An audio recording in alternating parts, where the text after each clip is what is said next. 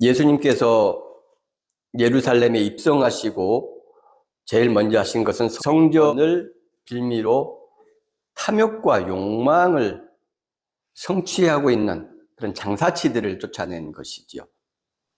그리고 나서 무화과 나무 저주 사건이 있고 다음 날 다시 주님께서 이제 성전에 오셔서 가르치시기를 시작하셨습니다.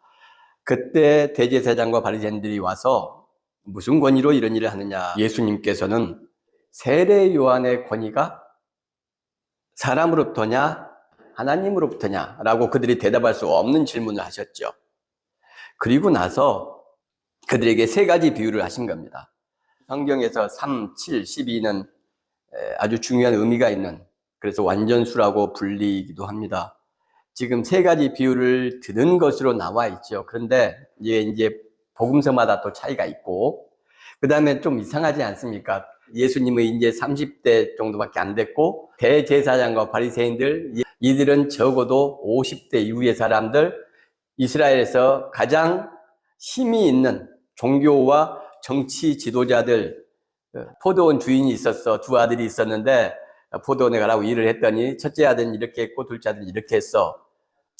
너희들보다 창녀와 세리들이 먼저 천국에 들어갈 거야. 아직 깨달음이 없니? 그러면 하나 더 이야기를 해주마. 천국은 어떤 임금이 혼인잔치를 베푼 것과 같아. 그래서 사람들을 초대했는데 이렇게 계속 할 때 이 대제사장과 바리새인들이 계속 그 세계를 다 듣고 있었겠습니까? 그런데 세계가 지금 나와 있잖아요. 여기에 마태가 기록을 할 때 의도가 들어가 있다는 겁니다. 그럼 그 의도는 사람의 의도냐? 사람의 의도죠.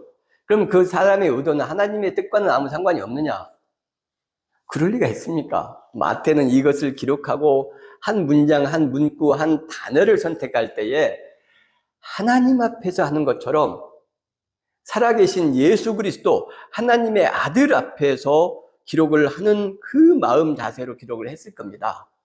그리고 이들은 주님께서 곧 이 땅에 재림하실 것으로 믿었어요. 그러니 어디 함부로 자기 마음대로 하나님의 뜻과 예수 그리스도의 삶과 상관없이 복음서를 기록을 했겠습니까? 그러니까 우리가 늘 사람의 뜻이 개입이 되어 있고 사람의 의지와 그 사람의 지적인 능력, 문장력 이런 것이 성경에 오롯이 포함되어 있다 이렇게 말하면 하나님의 뜻, 하나님의 영감은 없었다는 말이야? 왜 성경을 저렇게 말하지? 하는 이상한 눈으로 보는데 바로 그 이상한 눈이 문제입니다. 하나님은 우리의 부족함을 인정하시고 우리의 부족함을 안아주시고 부족함까지 사랑하시는 분이에요. 그래서 하나님의 아들을 이 땅에 보내셨잖아요. 우리는 발목과 실수와 이런 것을 온전히 다 포용하지 못하지만 하나님은 우리와 같지 않으시다. 성경이 하나님을 보시면 우리와는 다르다 이걸 우리가 알 수 있잖아요. 그러니까 자꾸 우리의 생각으로 하나님을 우리의 수준으로 끌어내리고 이런 것은 별로 옳지가 않습니다. 우리의 부족함 속에서 하나님께서는 역사하시는 현재성이 있는, 현재 살아있는 말씀이어야 하나님의 말씀인 거예요. 기록될 때 하나님께서 불러주셔야 하나님의 말씀인 것이 아니고 그보다 훨씬 중요한 것은 이 말씀이 지금 아프리카의 어떤 어려움을 겪는 사람에게 삶의 희망과 소망과 생명의 의지를 주느냐 못 주느냐, 지금 2023년 오늘 하루하루를 힘들게 살아가는 학생들, 청년들 또는 어떤 노인에게 하나님의 이 말씀이 희망을 주고 이 어두움을 물리칠 만한 빛의 역할을 하느냐, 그 실질적인 역사심, 현장성과 역사성, 이게 없으면 하나님 말씀이 아닌 거예요. 그게 있으면 하나님의 말씀인 겁니다. 그래서 이 말씀이 역사하게 해달라고 하잖아요. 우리 삶 속에서 이 말씀이 희망이 되고 무거운 발걸음을 가볍게 하고 어려움을 해주고 나아갈 수 있도록 해주는 그 힘, 그 역할, 그 능력을 이 성경 말씀이 지금 우리한테 주지 못하면 다른 사람에게는 이 말씀이 하나님의 말씀일지라도 나에게는 하나님의 말씀이 지금은 아닌 거예요, 사실상. 그런데 어떤 사람에게 이 말씀이 희망이 됐다, 그러면 그게 하나님 말씀으로 역사하신 거죠. 그 현장성, 역사성이 중요한 겁니다, 성경은. 그래서 이제 마태가 이렇게 의도를 가지고 세 가지를 딱 앞에 내놓은 거예요. 그게 무슨 뜻이냐? 예수님의 은혜와 사랑은 완전하다, 무결하다. 당신을 책망하러 오고 압박하고 이 핍박하러 온 대제사장과 바리새인들, 백성의 장로들마저도 완전한 사랑과 은혜로 안으셨다. 이런 것을 이제 표현하는 거죠, 마태는. 그렇게 이제 세 가지의 예수님의 비유가 끝났습니다. 그 뒤에 이야기가 오늘 나오는 건데 여기도 세 개가 등장합니다. 그러니까 예수님 비유의 완전성을 의미하는 세 번의 비유, 그리고 이들의 공격과 반격도 역시 세 번. 그만큼 이들의 심정이 악랄하고 극악하다라는 것을 또 강조하고 있는 것이죠. 15절 말씀에 이렇게 되어 있습니다. 예수를 어떻게 하면 말의 올무에 걸리게 할까? 이 올무라는 말은 이 파기스, 덫이란 말입니다. 덫, 함정. 그러니 말의 올무, 말의 덫을 놓겠다 이 말이죠. 말의 함정에 빠지겠다. 그들의 질문 자체가 아주 사악하고 뭔가 이걸로 엮어서 예수님을 제거하기 위한 그런 질문이라는 것을 알 수가 있습니다. 자기 제자들을 헤롯 당원들과 함께 예수께 보내어 말하되, 헤롯 당원, 헤롯을 지지하는 정치 세력이죠. 종교 세력이 정치 세력과 손을 잡은 것입니다.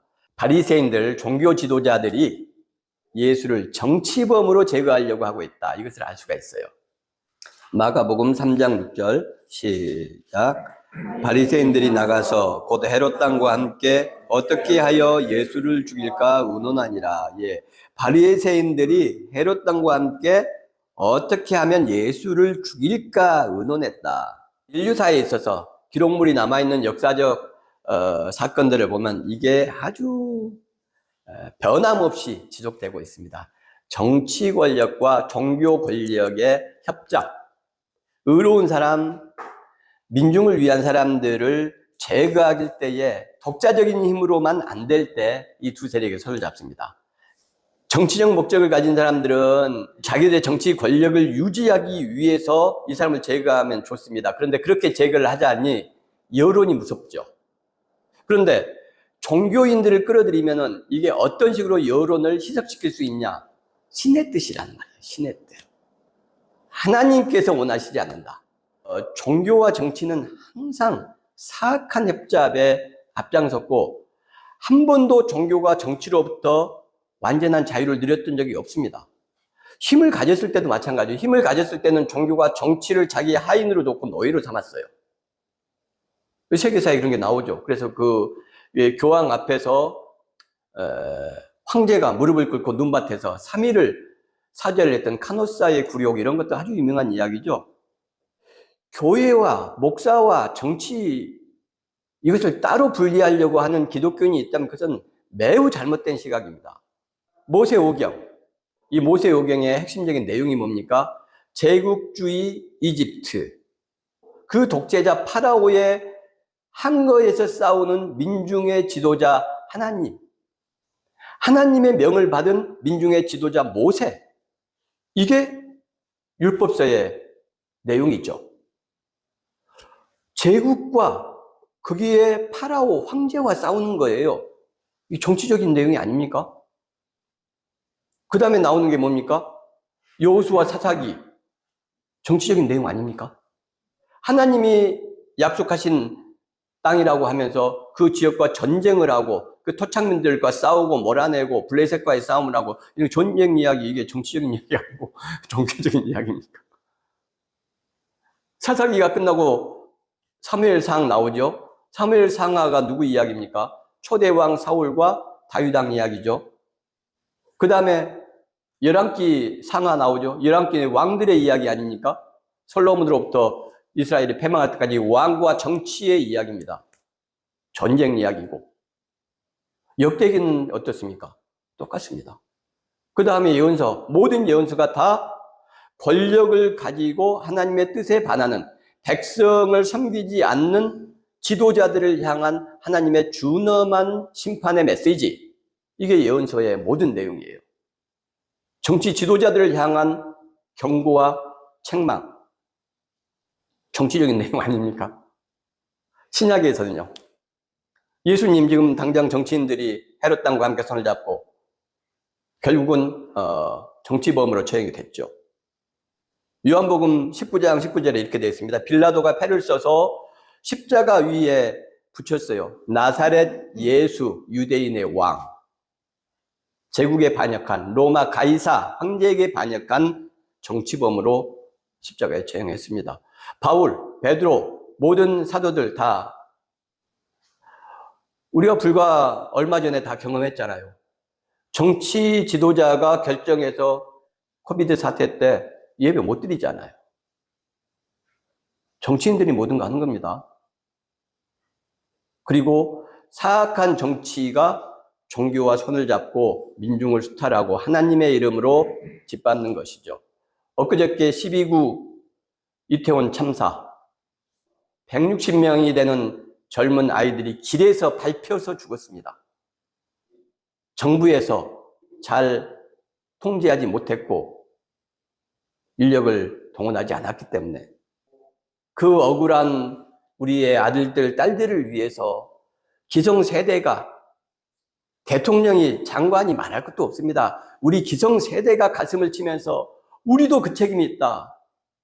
내가 무슨 책임이 있냐 이렇게 생각하시는 분들은 기독교인이라면 그런 생각하면 안 됩니다.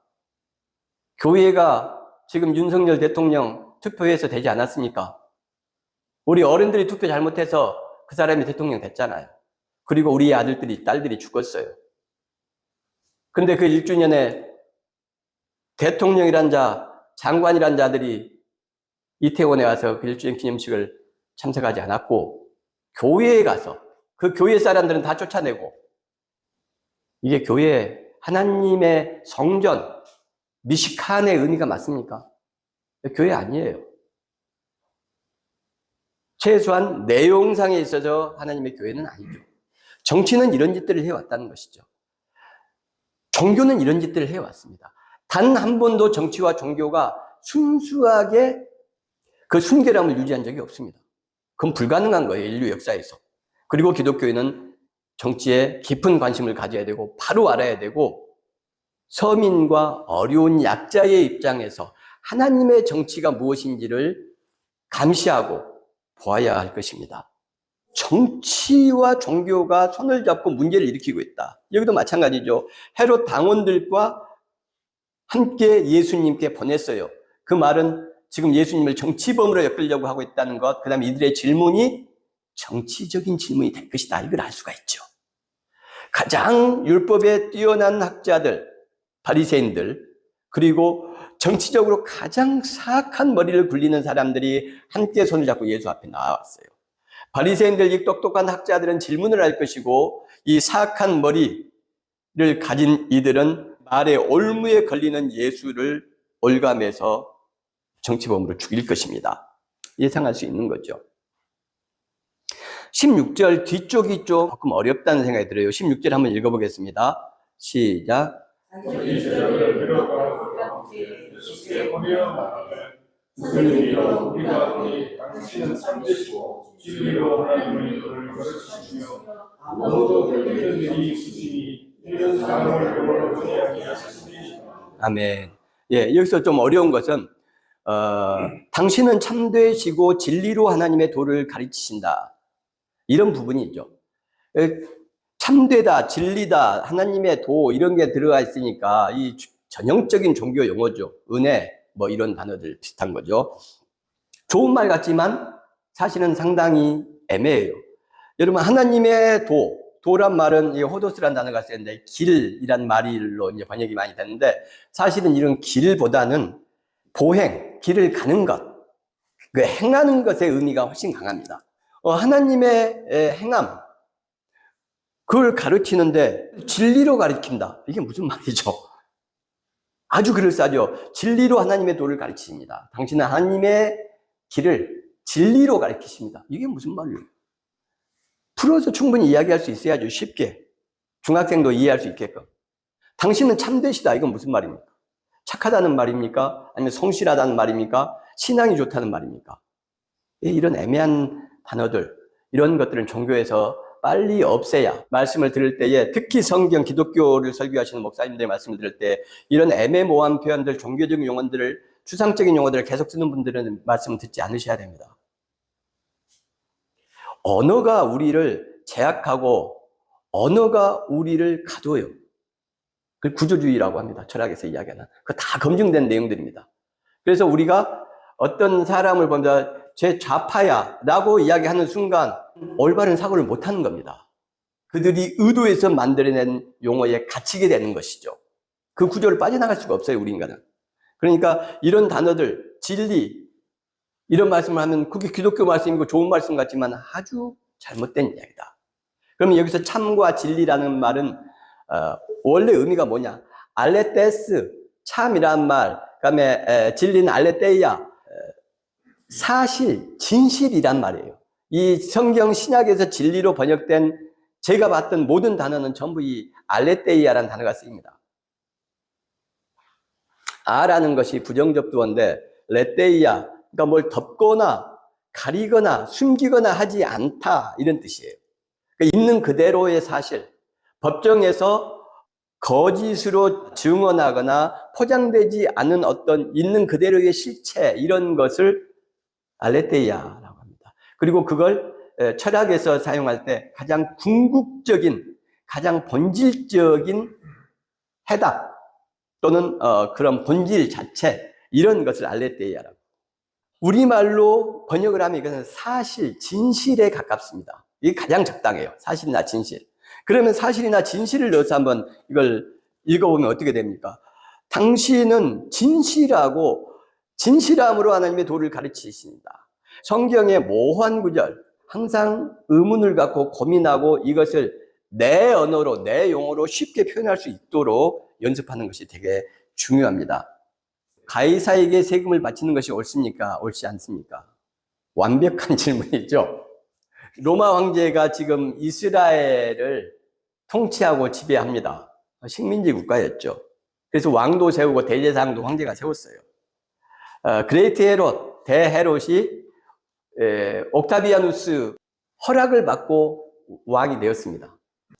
그러니 이 가이사에게 세금을 바친다는 것은 국가와 민족의 반역자가 되라라는 내용이에요. 그럼 세금을 바치지 마라. 그러면 로마의 반역자가 되는 것이죠. 정치범으로 딱 걸리는 거죠. 정확하게. 이 완벽한 질문을 합니다. 여기서 세금이라고 하는 것은 일반 세금을 말하는 게 아니고 인두세, 그러니까 14살부터 65세까지 1년에 한 번씩 한 데나리온을 냈습니다. 지금 제가 한 데나리온이라고 했잖아요. 그래서 이스라엘 사람들이 일상에서 물건 사고 팔고 할 때 전부 이 세 개를 사용을 했습니다. 일부가 데나리온과 드라크마 같은 걸 사용했죠. 이 드라크마는 원래 그리스에서 만든 화폐입니다. 그리스, 헬라죠. 데나리온은 로마에서 만든 화폐예요. 로마는 그리스가 아닙니다. 그래서 우리 그리스 로마 신화 다르게 이야기하죠. 비슷한 지역에서 함께 성장했고 세계사에 영향을 끼쳤지만 같지 않습니다. 어쨌든 그리스의 드라크마가 있었고 로마의 데나리온이 있었다. 데나리온은 로마의 세금을 바치는 용도로 사용됐지 일상적으로 사용을 하지 않았어요. 로마인들과 무슨 무역을 할 때는 사용했죠. 예수님 당시에 사용됐던 이 동전, 데나리온이 지금 있습니다. 두 종류가 있는데요. 이제 많은 학자들이 여기서 예수님 당시에 지금 황제는 티베리우스입니다. 그래서 티베리우스의 데나리온을 사용했을 것이라고 신학자들이 다 이야기를 했어요. 어떻게 보면 당연하죠. 그런데 이제 어떤 학자가 이 부분, 동전 전문 학자입니다. 열심히 연구해서 봤더니 당시 예수님 당시에는 티베리우스 시대에는 유대 땅에서 티베리우스 동전이 사용되지 않았어요. 자기가 연구한 바로는. 저는 이 결론이 맞다고 생각을 합니다. 왜냐하면 티베리우스가 왕이 돼서 그 전에 아버지 옥타비아누스가 사용했던 그 카이사르 동전을 바꾸고 새 동전을 주조를 했어요. 그럼 그 새 동전이 로마가 통치하는 모든 식민 제국까지 다 퍼지기에는 시간이 많이 걸리죠. 그 화폐 개혁이 굉장히 어려운 거 여러분 아시죠? 우리나라도 화폐 개혁 잘 안 되잖아요, 이게.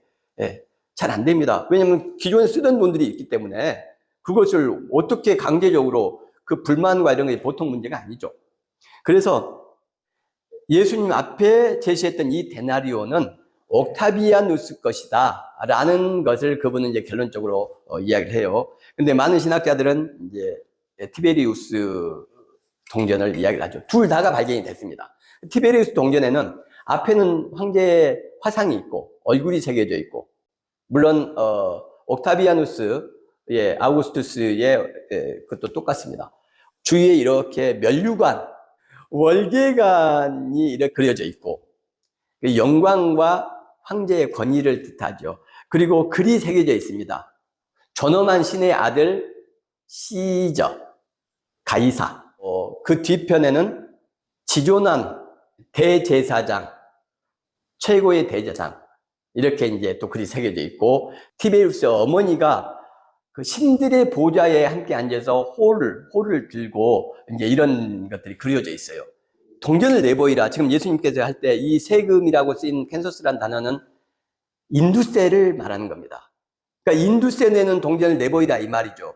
데나리온을 내봐라 이 말이에요. 아무 돈이나 아무 동전을 내봐라 이 말이 전혀 아닙니다. 너희들이 인두세로 내는 데나리온 내놔봐. 그래서 그 데나리온을 내놨는데, 데나리온은 방금 말씀했듯이 황제, 월계관, 그리고 신들의 보좌에 앉아있는 티베리우스의 어머니, 이런 것들이 새겨지는 게 전부 이게 10계명, 2계명에 반하는 거 아닙니까? 우상을 만들지 말고 땅에 있는 것이나 하늘에 있는 것이나 바다에 있는 것이나 물속에 있는 것이나 만들지 말고 절하지 말고 섬기지 마라. 이런 것이 바로 여기에 이제 저촉이 되는 거죠. 그러니 일반 신앙인들이 얼마나 이 동전에 대해서 반감이 있었고 분노가 있었고, 이 동전, 데나리온 동전을 볼 때마다 로마 황제, 우상 이런 것에 대한 분노와 이런 것이 있었죠. 예수님이 지금 그걸 내놔봐라 라고 한 거예요. 그들이 내놨어요. 이 화장이 얼굴이 누구 것이냐? 황제입니다. 황제의 것은 황제에게, 하나님의 것은 하나님에게. 이제 이렇게 이 완벽한 덫, 제 생각으로는 인간이 이런 덫을 빠져나올 수 있을까? 저는 이런 주님의 모습을 보면서 신적인 지혜가 있으십니다. 하기야 지금 우리 현재 지도자 중에 한 명도 몇 년째 지금 수백 번의 압수수색을 당하고, 그렇게 우리나라에서 제일 똑똑하다는 검사들 수백 명이 몇 년째 털고 있어도 걸리지 않는 거 보면은 정말 놀라울 따름입니다만은, 어쨌든 이제 이렇게 주님께서 완벽한 덫을 부시고 빠져나왔다. 중요한 것은 그런 것이죠. 데나리온은 인두세를 낼 때만 필요하거나, 또는 로마인들과 매매를 할 때만, 로마인들과 거래를 할 때만 필요한 돈이다. 그런데 왜 입만 벌리면 하나님을 이야기하고 율법을 이야기하는 바리새인들이, 입만 벌리면 조국과 민족과 국가애를 외치는 이 헤롯 당원들이 데나리온을 가지고 있었냐는 것이죠. 그들의 품속에 무엇이 있는지를 주님은 아셨던 거죠. 그런데 입만 벌리면 하나님과 율법과 예배와 제사와 하나님의 영광을 이야기하는 이들이 왜 로마인, 자기 민족과 국가를 수탈하고 짓밟는 황제의 상, 그것도 아주 사악한 황제의 얼굴, 면류관, 그 다음에 그런 우상의 자리에 앉는 이런 것들이 새겨진 그 로마 화폐, 우상임이 명백한 그 화폐를 품에 안고 있었을까요? 왜 국가애를 그렇게 강조하는 이 헤롯 당원들이 그것을 호주머니에 넣고 있을까요? 이것이 그들의 실체를 말해주는 것이죠. 데나리온을 내놔봐 라고 했던 것은 그들의 실체를 그들 스스로 보게 하시는 겁니다. 그러면 무슨 뜻인지 모르고 내놨다가 우상을 섬기지 말고 새기지 말고 갖지 말라고 했는데, 내가 그 우상을 호주머니 넣고 품에 안고 가슴에 안고 섬기고 있었구나.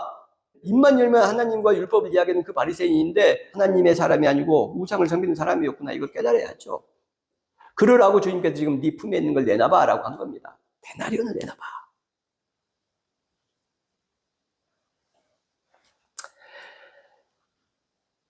주님의 그 뜻, 그런 회개를 원하시는 그런 마음, 사랑, 은혜 이런 것을 그들은 완전히 외면했습니다. 그들의 마음속에는 황제의 얼굴로 대변되는 세상의 영광이 있었고 월계관으로 이야기할 수 있는 세속적인 권력에 대한 욕망들이 있었고 우상의 보좌에 앉아있는 홀든 그 티베리우스의 어머니의 상, 부귀 영화를 향한 그들의 탐욕이 품 안에 있었던 것이죠. 하지만 우리는 그들과 다르기를 원합니다. 우리 마음속에는 하나님의 긍휼하심이 있기를 원합니다. 우리 마음속에는 약자를 향한 사랑이 있기를 원합니다. 우리 마음속에는 거룩한 겸손이 있기를 원합니다. 우리가 그런 하나님의 자녀로서 살아갈 수 있기를 예수 그리스도의 이름으로 축원합니다.